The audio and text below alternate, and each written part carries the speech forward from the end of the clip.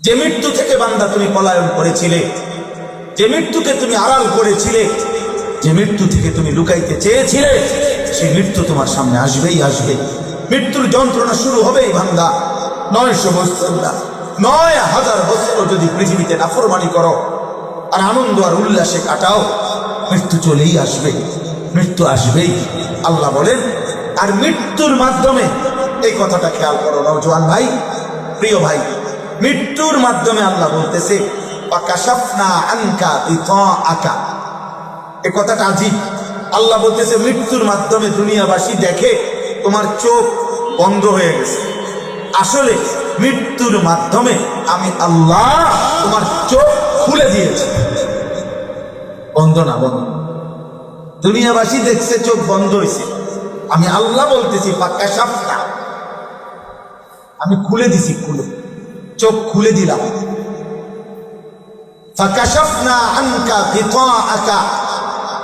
দুনিয়ায় থাকাকালীন কবরের আযাব তুমি দেখো নাই, আমি ঢাইকা রাখছিলাম।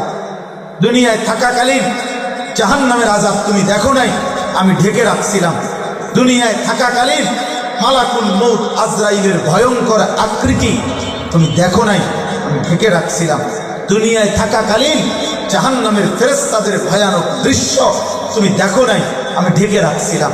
দুনিয়ায় থাকাকালীন জাহান্নামের বিভিন্ন রকমের আযাব আমি ঢেকে রেখেছিলাম, তোমার দেখতে দেই নাই, ঢেকে রেখেছিলাম।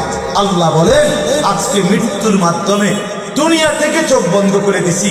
আর কোনোদিন হাসি দেখবা না, আর কোনোদিন বিবি দেখবা না, আর কোনোদিন নারী দেখবা না, আর কোনোদিন হারাম টাকা গুনতে পারবা না, আর কোনোদিন স্পন্দন থাকবে না।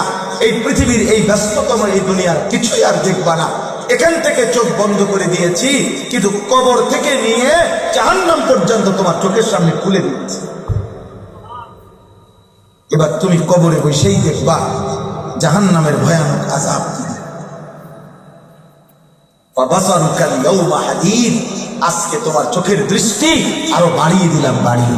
এতদিন তো তুমি এখান থেকে আধা কিলো দূরে দেখতা না, এখন তুমি মাটির থেকে, কবর থেকেই জাহান্নাম দেখবে।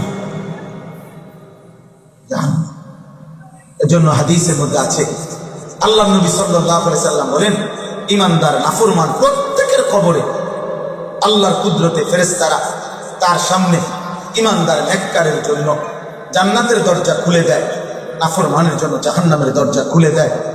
আর ঈমানদার কবর থেকে জান্নাতের দৃশ্য দেখে আর বারবার বলে, ইয়া রব্বি আকিমিস সাআ। আয় মাওলা, ইসরাফিলকে ফু দিতে বলেন, কিয়ামত